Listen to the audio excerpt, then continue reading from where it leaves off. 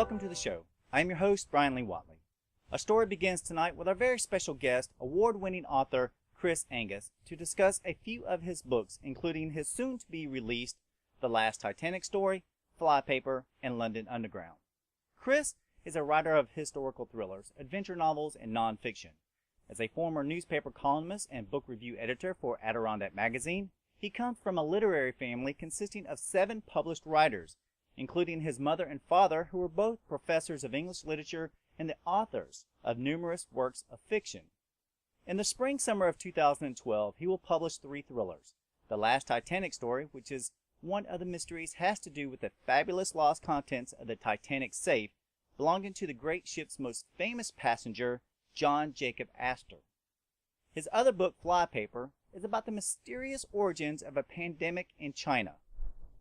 And the other book is London Underground, where beneath the secrets of London lie many, many more secrets, including genetically altered super rats threatening to invade the city.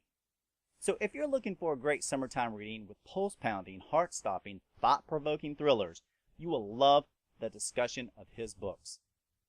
And of course, our musical guest tonight is Arika Kane from her album Substance with her hit song, Here With Me. So please sit back, relax, and enjoy the show. Welcome, Chris. How are you doing today? I'm great, Brian. It's nice to be with you. It's super awesome to have you on the show. I'm really excited to talk to you about all of the work that you've done. You're an amazing writer.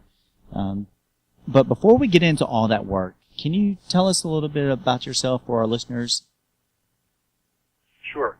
I came from a pretty literary family. Both my parents were university professors of English, and they published many books between them. When I was growing up, I would come home from school to a house filled with people pecking away at typewriters. Even my sister, who was 5 years older, developed a habit by the time she was a teenager of writing reams of what you would probably call today romance novels. Pretty steamy stuff in the 1950s, and I think she wore it out of her and went into a completely unrelated career. So she was a lucky girl, but I essentially got this writing thing in my DNA, I think. That's pretty cool. Now, was it any pressure, or was having the family involved in it, was that a kind of a inspiration to you? Well, I didn't really take up writing as any sort of a profession until I was probably close to 30 years old. My mother had published a series of mysteries using a character called Mrs. Wagstaff, who was sort of loosely modeled after Agatha Christie's Mrs. Marple. And she wrote a series of these mysteries, and they were quite well received. In the late 70s, she'd become ill and was unable to continue. And so with her blessing, I decided to see if I could keep the series going. And I wrote 3 more Mrs. Wagstaffs. They were never picked up by a publisher, but that's really what got me hooked on the idea of writing. And I moved on to the genre that I was more comfortable with, which is with thrillers. And so I've been writing thrillers for quite a while. But I think I got, from both my parents, of course I got the writing bug, but from my mother, I think I got this sort of incredible interest in everything. She was just one of these people who was fascinated in many things, and even though she was an English professor and a teacher, she was in love with the sciences. Mm-hmm. So she would weave in pieces of history and science into her books. Archaeology, anthropology, astronomy, oceanography, physics, it all went into the mix. And that sort of generalized interest in science is something that I think I picked up because I've always been fascinated by that stuff as well, and I read a lot about it, and I also try to weave this stuff into my writing. And so her influence was very strong in that regard. So I think that's pretty cool because I'm not an English major kind of a person. My degree is in computer science, and so I love math and science and the physics and things like that. And so whenever people cross over and they go from English over to science, and I actually try to figure out English, and the only way I could do it, I actually did this in college, in my way, was in terms of applying it towards mathematics. And that's how I finally finished all the rules and everything else. And it was one of my English professors who, my freshman year, who actually helped me to understand. In high school and everything, I took, advanced English and everything else, but the rules just didn't kind of click with me. And so it was always very, very difficult in terms of writing and things like that. I love to read. But there seems to be a thing where, people who are interested in the sciences, math and science, and also music, they seem to go together. And then you have also the sort of more literary side. And it's rare to find somebody who does both. There have been some who write science, for instance, and are able to do both. But it isn't easy, and so you're right. Yeah, I think that's pretty cool that your mother would actually mix in all the different sciences like that into her work. And I also think it's pretty cool that you followed in with her work that she did. Now, they published was it Random House that they did? Well, they published 5 anthologies with Random House because they could not find the writers they wanted for books for their courses. And so they developed their own books, and a number of them became bestsellers and are still used today, decades after they did them, in college courses. So that was one of their big things. But they also both wrote fiction. They both wrote novels. And my father, probably my father's most successful novel was called The Ivy Trap, which was about a university professor who has an affair with one of his students. And of course today, it would not be politically correct to even suggest something like that. But back in those days, we're talking the 50s and 60s. I mean, I personally know many, many successful marriages that happened between teachers and their students. But oh, wow. It's just not accepted today.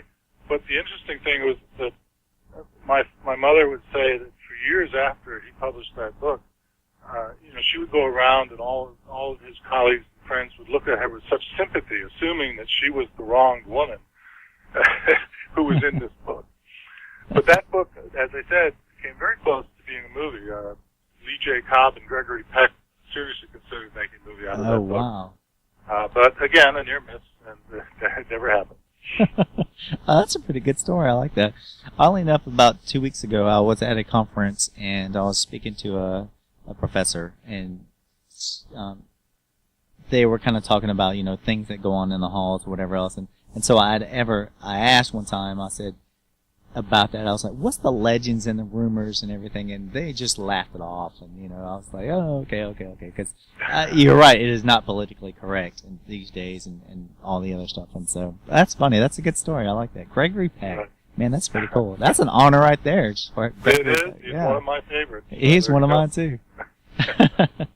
Now, you work on the Adirondack magazine. You worked there for 10 years as a book review editor, correct? Yes, I actually wasn't at the magazine. I did run their review department, and I did that for many years. Well, you also were a newspaper columnist, and you published something like more than 400 essays, articles, like introduction, columns, things like that. Where are some of the places that it got published? Well, a pretty wide variety. Something called Wordsworth American Classics.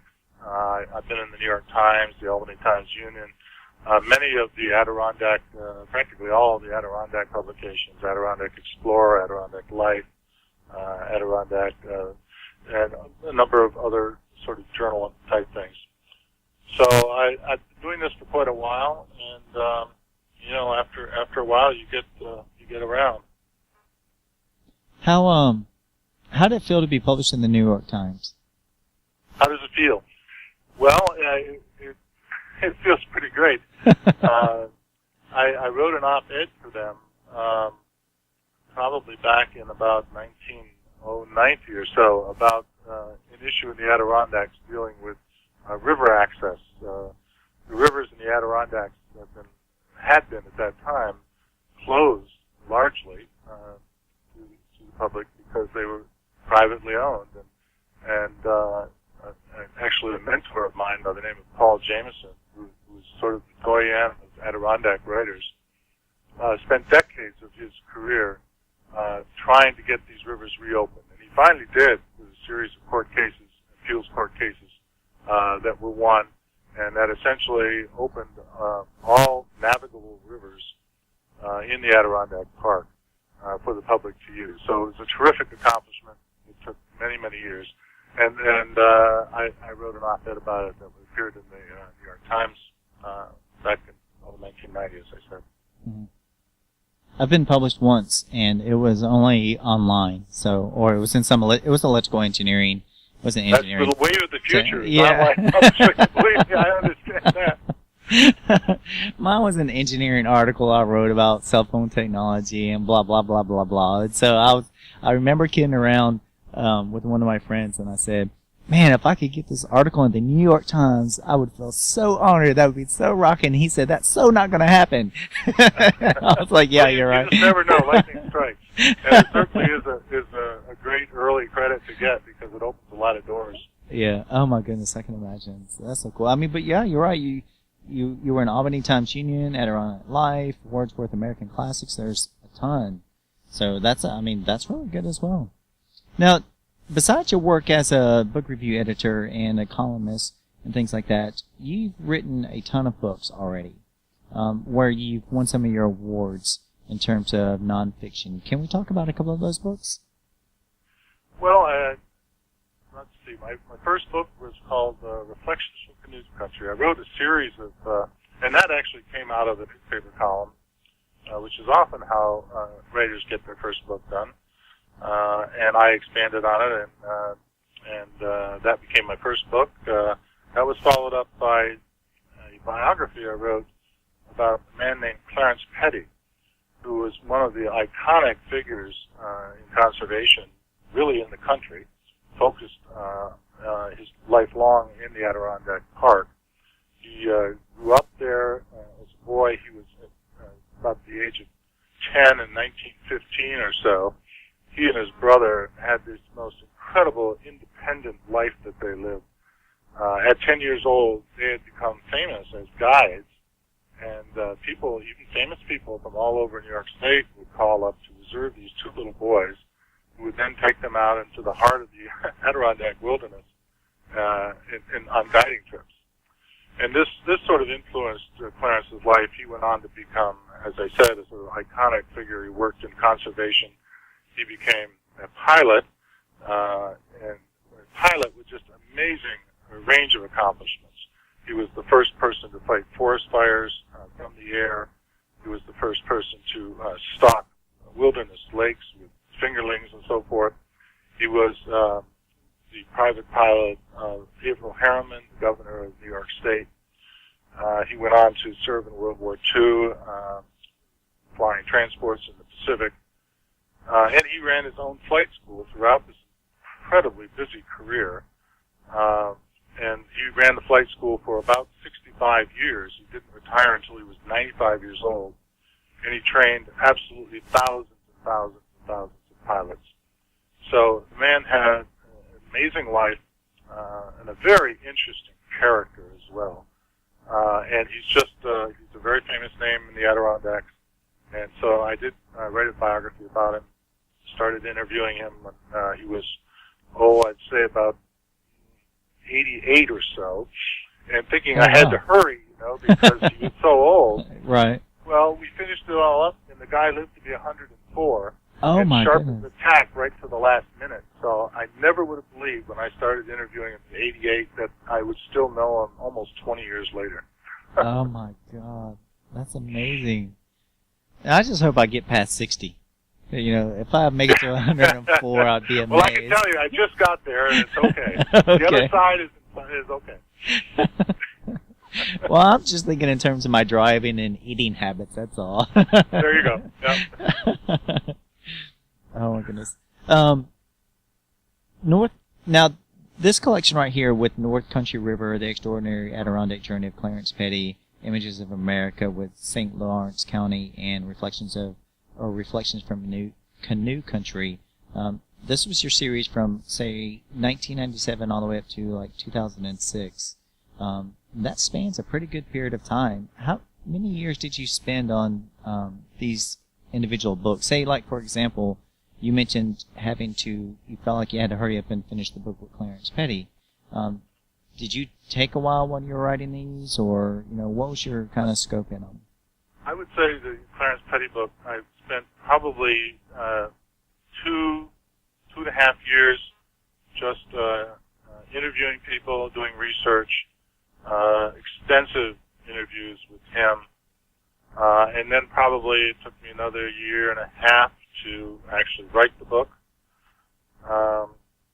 And then, you know, there's usually a delay of a couple of years before it's published. So it's a long process, and I was glad that he had no problem surviving it. Did he autograph one of your copies for you? Oh, I have a stack of his autographed copies here, which I got from him. Actually, we did a number of signings together. But then when he was about 103, he went into a nursing home for the first time. Still very sharp as a tack. And I went and saw him just about a month before he died, with no sign that he was going to die anytime soon. And he signed about 6 or 8 books for me. So I still have those. I treasure them, and I'm farming them out meagerly to people who are worthy. Oh, that's awesome. You should put, if you don't mind me saying or suggesting, you should put a couple of them in like a museum. Yes. Clarence Petty has done a lot in his life, so I think that's amazing. It was great fun. He was, as I said, he was just a wonderful character. A teetotaler his whole life. In fact, I think it was around his 90th birthday. Somebody gave him a glass of punch, which is the first thing he ever had with alcohol in it. And he drank it down and said, tasted pretty good. Wait, up until he was 90 is when he first had his first alcohol? That's right, yeah. Oh, my goodness. My grandmother used to give me hot toddies as a kid just to get me to go to sleep during Christmas time, so... Yeah, I think you and I started a lot earlier. Oh, my goodness. Oh, goodness. Okay, so your current books that you have out, you have 3 amazing books that's coming out. You have The Last Titanic Story, you have Flypaper, and London Underground. Let's start off with The Last Titanic Story. Now, your take on this book and on how Titanic is, or the sinking of it, is extraordinary. When I was going through the material, it surprised me. So, and we were talking about facts earlier with your mother checking facts, and you were checking facts on things that you do. Do you think that this is possible? And can you tell us a little bit about the book without giving too much away? Because I want everybody to go to Amazon and buy a copy and everything. But sure. Let's talk about the book. Well, I decided I wanted to try and combine 2 of the great events of the 20th century, and they were the sinking of the Titanic and the Second World War.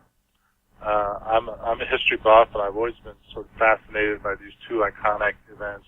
And I thought it would be really interesting if I could link them together somehow. And as I mentioned earlier, I really enjoy weaving together these plots full of history and science. So I was fascinated by the possibility of there being Titanic survivors that no one ever knew about. Men who somehow got off the ship but were never heard from again.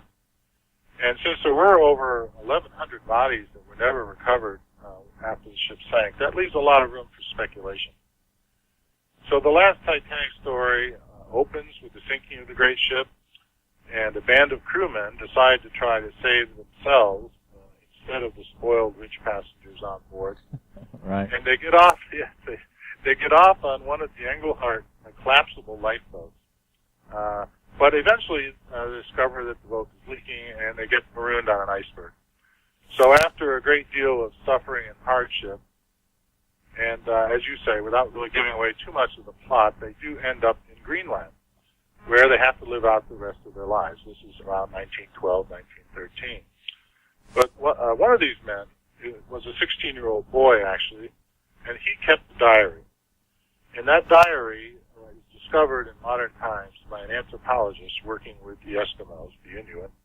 And the diary tells of treasure taken from Titanic's safe. But it also hints at another, far greater treasure stolen during World War II. And so what ensues is a race across the ice fields of Greenland, and it's a tale full of intrigue and international thievery and murder. And it ranges over 100 years from the sinking of the Titanic and a plot hatched by Hitler himself in the heart of World War II, down to the machinations of present-day neo-Nazis. So this is what I like to do when I'm writing these books. I like to move around in history and then bring everything together at the end with a twist, a kind of exciting plot And I really enjoy writing in that manner.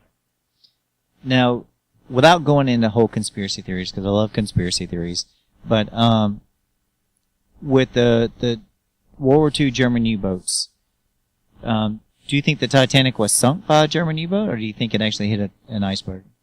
No, this is just completely a separate time. I opened with the Titanic sinking in 1912, but then the book moves ahead to World War II. Oh, okay. And the submarine, the U-boat, is in World War II. I know it's hard to believe that you can connect them across several decades like that, but the story connects them. So no, the Titanic was definitely sunk by an iceberg, no question about that. And it was, I think one of the things that fascinated me, and so many other people, the Titanic was an iconic event. We've all seen images of it in movies, and we've read about it in books. And I think the tragedy contains so many timeless issues.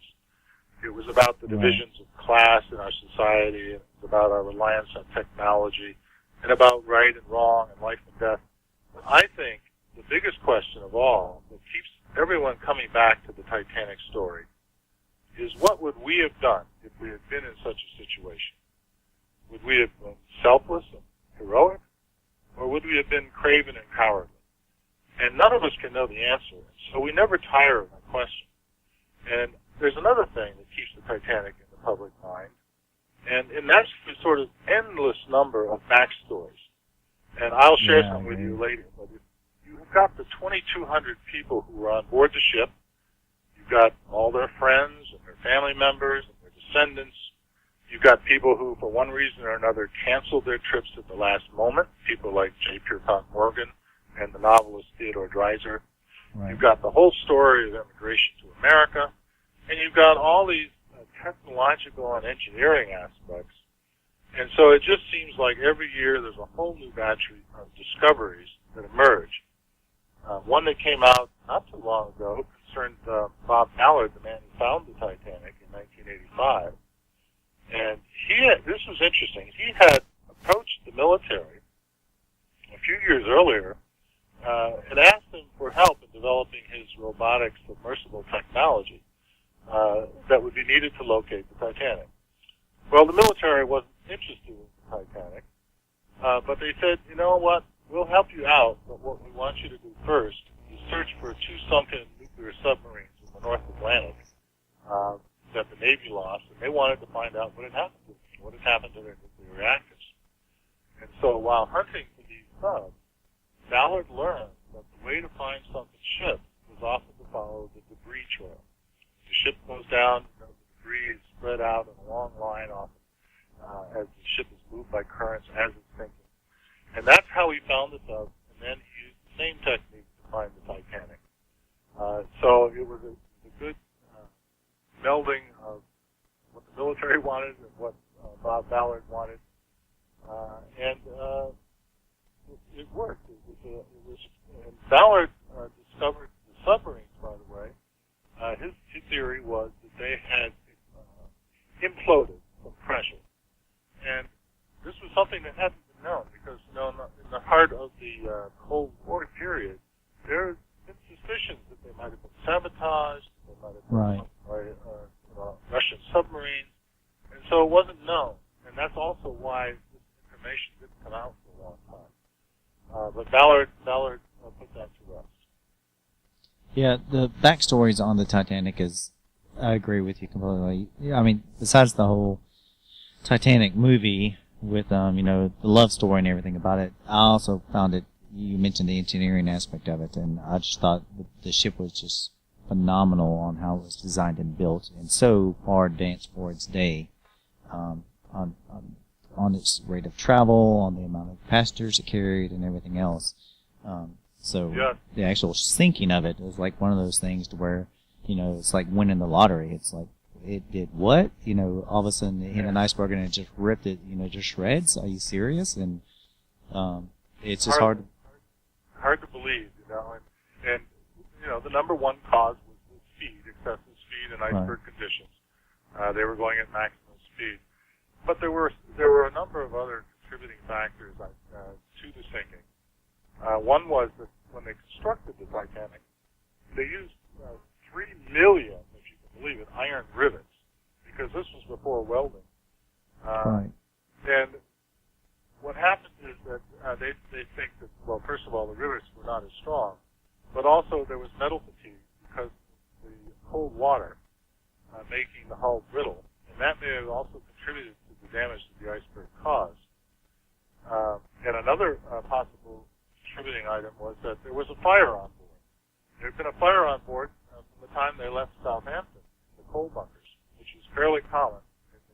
One of these fires would get in there and start cooking away, and they couldn't reach it, and they would just deal with it, and they would go anyway.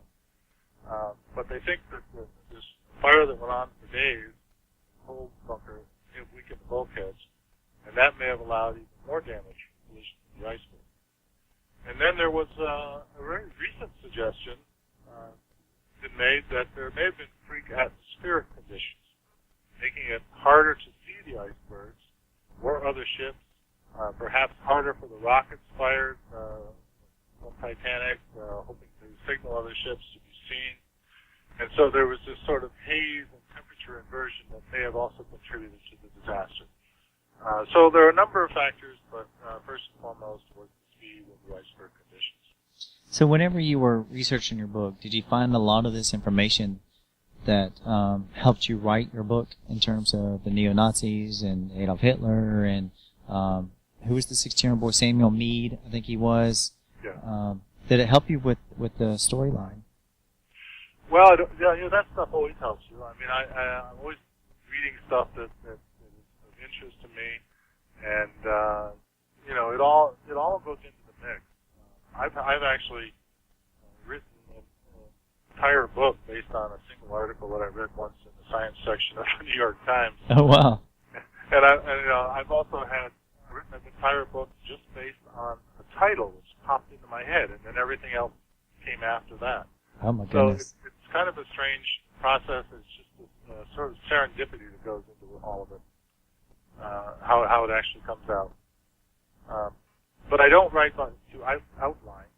I've often found that people who write a specific outline, in their attempts to stick to their outline, they make it very predictable what they're going to do. And I found it very easy to read a book and say, oh, he's sticking to his outline, and I know he's going to do this and this and this.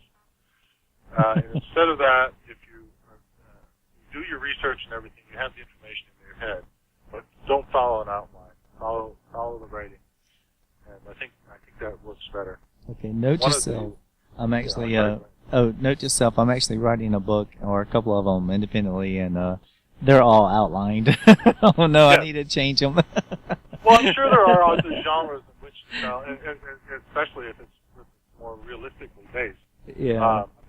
When I did the Clarence Petty biography, definitely I had to have all this stuff figured out ahead of time. But in fiction, you're a little bit free to do that. And I used to think it was wrong not to write with an outline. And the old saw about writing, always write what you know. Exactly. Well, exactly. I always thought, what could be more boring than to write about only things that you know about? And if the writer's bored, then obviously the reader's going to be bored. Ooh, wow, so what good I point. tell young writers is, not to write what you know, but to write about what interests you. And if it happens to be something you don't know anything about, well, then you're going to have to do a lot of research. But research is not drudgery if you're fascinated by the subject, and that will come out in your words. That's awesome. That's well said. Those are very good points. I like that. Which that kind of brings me up to your other book that you have out, going from like the knowledge and the storylines and everything that we had from the Titanic, all the way up to a deadly disease that come from beyond Earth in your book titled Flypaper. Yes, Flypaper was a jump in a different direction, and that's one thing I've never been particularly fond of writing series. Each book starts on its own, and it's usually set in a different part of the world, because that keeps me interested. Right. I know series are very popular, but I'm not sure I could imagine writing 40 books with the same characters. I think, again, I would have that bored problem. Mm. But Flypaper revolved around mysterious genetic anomalies in a 2,000-year-old mummy from central China. And a number of scientists around the world have found examples of these anomalies. They don't know what's going on. They go to a secret meeting in Washington, CDC, and the president sends them on a secret mission to China to retrieve a 20,000-year-old body that is frozen in a glacier that they think may contain the answer to what's going on. And what ensues then is a really fast-paced expedition that plays hide-and-seek with Chinese authorities, and it's all set against the backdrop of this spreading world pandemic that brings anarchy and chaos to much of China and threatens to engulf the entire world. They finally come to a climax in a remote Buddhist monastery in the Kane Mountains of Central Asia, and the world is succumbing to this terrible illness. It's beginning to look like everyone on Earth may die, and our scientists are struggling to understand what is happening, and they're trying to figure out, decipher markings on a strange object that they discover in an ancient burial vault. And the questions are, is it related somehow to the sickness? Could it be proof of life elsewhere in the universe? Or is it possibly the terrible creation of an enlightened group of monks from thousands of years in the past? So it's not necessarily about life elsewhere in the universe, but it's a question that's raised. And Flypaper is really a highly contemporary science story. It deals with a lot of current issues, including new DNA discoveries and the threat of a mutating pandemic, and the debate between the world views of basic science and creationism. So there's a lot going on in that book. I had a great, lot of fun writing it. I think it's just a great romp. Now, the title Flypaper, why that title? Well, it's really hard for me to tell you without giving away the entire plot. Well, that's a sticky situation, pardon the pun. Yeah, I suppose in a way it's not a good title because it doesn't really explain much to you, the reader. But I can tell you when you read the book, you're going to come to an instant when you go, oh, that's why it's called Flypaper. Nice. And, I'm just not going to tell you ahead of time. Nice. Okay, now this isn't a zombie book, right? It's not about zombies or anything like that, right? It's not about zombies. It's about a disease, and it does affect people strangely. But I'm not a big vampire guy. I've never really gotten into that too much. This is really dealing with science and medical issues. Now, how much of some of this book has been based off of facts? Based on what? Sorry. Off of facts. Off of facts? Facts, yeah. Actual factual material, things like that. Oh, okay. Well, sure. Lots of it is. I actually had to, because as I said, I'm an English guy. Right. I had to do a lot of research. I had to talk with scientists, and I had to get people to help me get all this stuff right. But there, as I said, it talks about DNA and a lot of ways in which pandemics can get loose in the world, and what would happen, how the president of the United States actually sends a CDC group to China to try and help them in uncovering what's happening. So, it's as real as I can make it. I was going to say, because, epidemics and things like that, they are real, and CDC is real, and, China does have, 6 billion people or something like that, so living conditions and everything else aren't all that great, but, in some areas, and so things could spread quickly, and so when I was sitting here, besides the mummy and the quote unquote Flypaper issue, that's why I got to wondering. I was like, an epidemic could easily spread very fast over there, depending on what it was. It's very scary. I think of all the scenarios that we're constantly hearing about how we're going to bring the world to an end. An escaping virus or some kind of a pandemic is really high on the list. I think it's one of the most realistic of the scenarios of how we might be in real trouble on this planet, and it could happen overnight. We've had them happen with avian flu, and boy, it's just one of those things that is scary. A lot scarier in my mind than a meteor hitting the Earth or something along those lines. Right. Yeah, exactly. And you even threw in the fact of the Buddhist monastery and monks and higher enlightenment. And I actually have trained with a Buddhist monk before. I used to train under him back in the early 90s. And talking about enlightenment, I love enlightenment, the whole aspect of aliens or, beyond Earth and, with science and things like that. So this particular book, Flypaper, seems like it's a good mix of all that. And, I like that. I can't wait to read this one. Well, good. I think it's an interesting story, and I think people would enjoy it. Nice. Now, the next book I want to talk about is London Underground, and this one is currently being considered by several movie producers in Hollywood, correct? That's correct. When my publisher first read London Underground, he immediately thought that it would just make an incredible movie, and it is. It's a pretty scary book, really. It's a story about a serious disease from the time of Henry VIII. And the disease is called the sweat. Now, this is a real disease. It really occurred back in the 1500s. It appeared several times over the course of about 75 years, and then it mysteriously disappeared and was never seen again. So, what's a writer do? They see that and they say, well, this would be a great basis for a thriller. Right. So, evidence of this disease had reared its head again. Brings my characters, Scotland Yard Inspector Sherwood Keith, together with Carmen Kingsley, who's in charge of London projects for the British Museum. And beneath London, they discover a frightening maze that consists of subterranean rivers that carve channels through dark caverns, hidden laboratories, and government offices from World War II. And most terrifying of all, they discover evidence that the Nazis may have delivered a biological weapon to London during the war. So it all comes to a climax beneath the city with the discovery of a horrifying species of genetically altered super rats that threaten to invade London and the British Isles in a manner that's a lot more horrifying than anything ever envisioned by the Germans.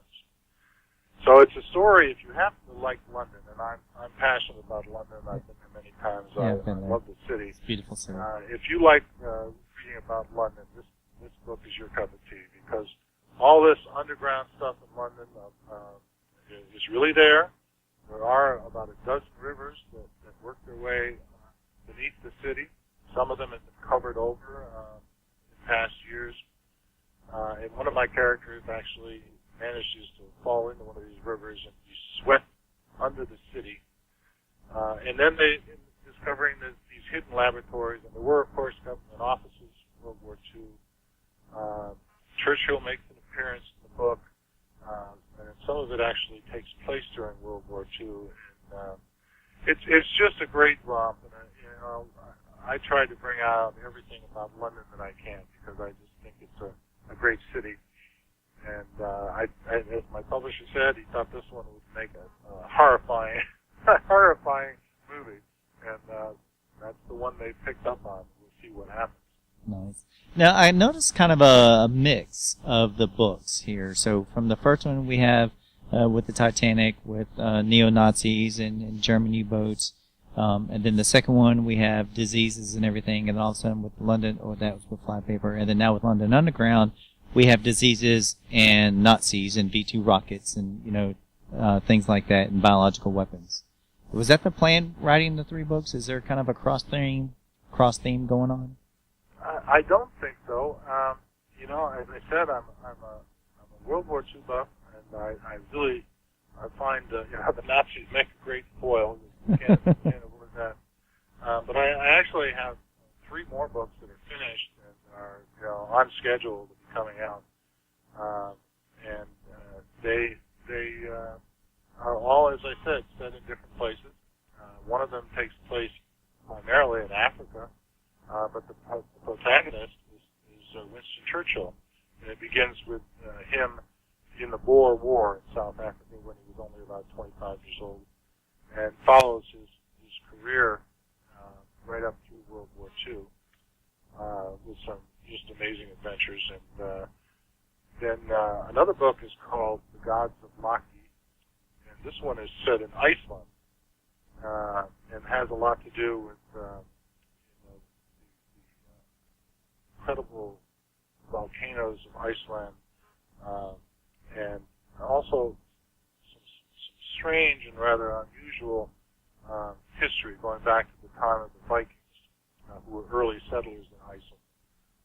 And it's a very mysterious book as well. So there's more of them in line here, and I think I write them.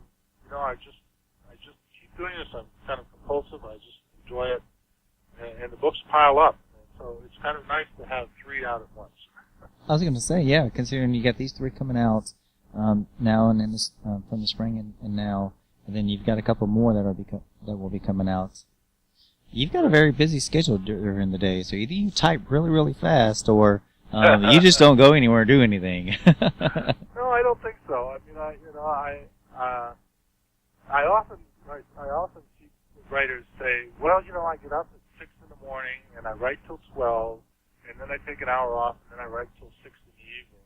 And I just shake my head because I can't imagine doing that. If I am going really well and I'm seriously into it, yes, I will write several hours in the morning. I might write 2 or 3 more in the afternoon, and I might go another 2 or 3 in the evening. But that is not an everyday schedule.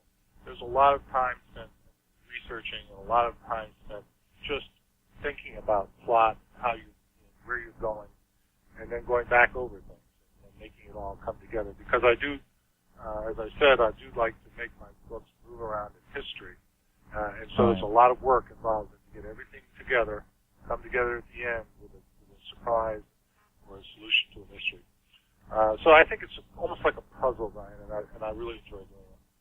Well, I definitely like on how you tie them all together, and the fact that you spend so much time working on facts and checking things out, and then the mix of them. And I can't wait to read a couple of these, but I can't wait to see London Underground inside Hollywood, and it coming out on the big screen. I can't wait to see it either. I hope it happens. Well, we're just going to put it out there to the universe that it does. Because rats and diseases and, oh, man. Oh, my God. I love horror flicks, too, so that's going to be awesome. There you go. And horror novels and things like that. I think that's just crazy. So definitely get some good stuff there. So for some future projects and shows and things that you're working on, appearances, book signings, what are some other things that's coming up where people can come out and see you and get books autographed, things like that?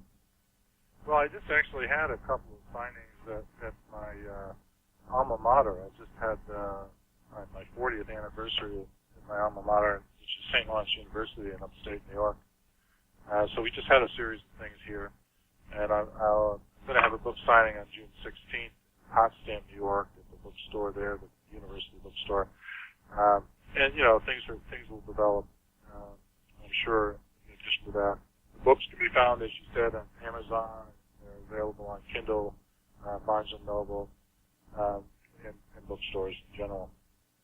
All right. And websites and things like that. We've got chrisangus.iguanabooks.com. Yes. That's the primary website I have at the moment. I hope to have an author website up before too long. But you can go there and you can read about my books and also read a number of essays I've written about writing and publishing and things like that. Nice. And this is where they can contact you? Yes. Okay, good. Outstanding. All right. Any final thoughts that you have that you would like for everyone to know about you or your books or life in general or about fast driving on a wet road, things like that? Well, I've been doing this a long time, and I think, as I said, it came out of my family. I write to tell a good story, and I really like these plots that are heavy on history and science. And if something interests me, I figure it'll interest the reader. And I like to move around. So I've written books set in Greenland, in Iceland, in Africa, in central China. I've written books that take place during World War II, 10,000 years in the past, in ancient Egypt, Victorian London. So would love to have been able to have actually visited or lived in some of these historic periods. I would definitely visit ancient Egypt if I could figure out how to do it. The same with London during the Blitz, believe it or not. I think that would be a fascinating place to be. Dangerous, of course, but interesting. And also to have seen Africa, still largely unspoiled.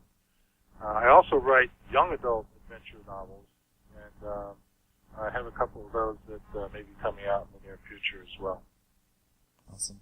Well, like I said, everybody can go and check out his books on Amazon.com, Barnes & Noble's individual bookstores, on Iguana Books, Cool World Press. You can check them out on chrisangus.iguanabooks.com, and you can also check them out on Facebook under Chris Angus. The book signings will be June 16th in New York. Just check out iguanabooks.com for more information on how to contact him and how to either buy his books or get some autographed books by him. I really do think his style is pretty unique in terms of your writing and how you put things together.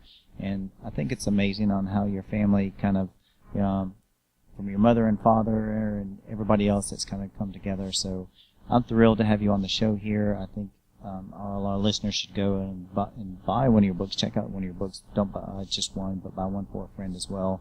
Sit around, talk about it, take it to your book review clubs, book clubs to review it, and just have a good time with them.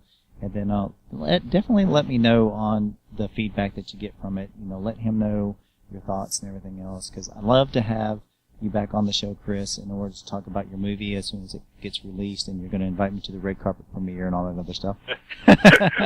Sounds perfect to me, Ryan. So everybody just give him some feedback.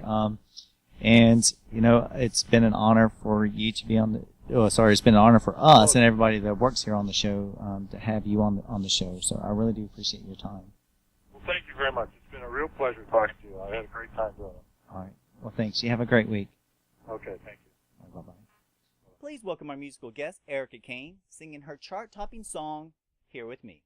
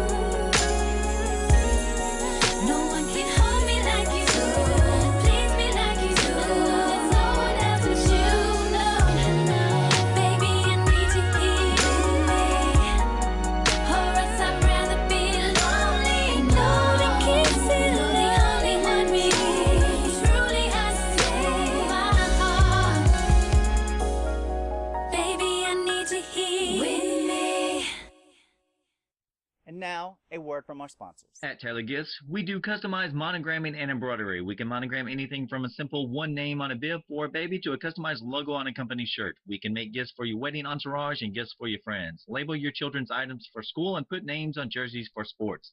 If you have items of your own you want them monogrammed and embroidered, we can do that. Tailor Gifts are sewn with high-quality thread on a professional embroidery machine. So go to the website www.tailorgifts.net, call 251-391-4354, email sales@tailorgifts.net, visit us at ETSY, and Facebook us. We are ready for your orders. Welcome to WROM, Realms of Music Radio and Social Network. We support independent artists and talk shows, hosting a large discussion forum and an artist gallery. We also have a large social network combining the best of Facebook and MySpace into one. So make sure you submit your music to us and create a profile to promote yourself today. That's realmsofmusic.com, the best of music radio. The Ghost Tales Television Network, GTN. GTN is designed to give the paranormal TV and filmmaking community the opportunity to showcase their talents and creations. If you believe you have what it takes to create your very own TV show and or short film and you would like the opportunity to showcase your creations, you may contact us at ghosttales.tv@gmail.com or call 901-377-7166 for more details. Make sure you visit ghosttalestv.com. GTN, America's Paranormal Superstation. Jackalope 105 FM on jackaloperadio.com. Your alternative to the grind of internet and FM radio. When we say diversity in programming, we mean it. Lots of stations brag, throw out a hype, and pad their numbers. Well, we don't. Accept no limitations. When you truly want awesome 24-hour radio, tune in to Jackalope and rock your routine. Jackalope 105 FM on jackaloperadio.com. Thank you for listening to the show. I'm your host, Bryan Lee Whatley. I hope you have an amazing weekend, and I look forward to seeing you next time when another story begins. Until then, love and light.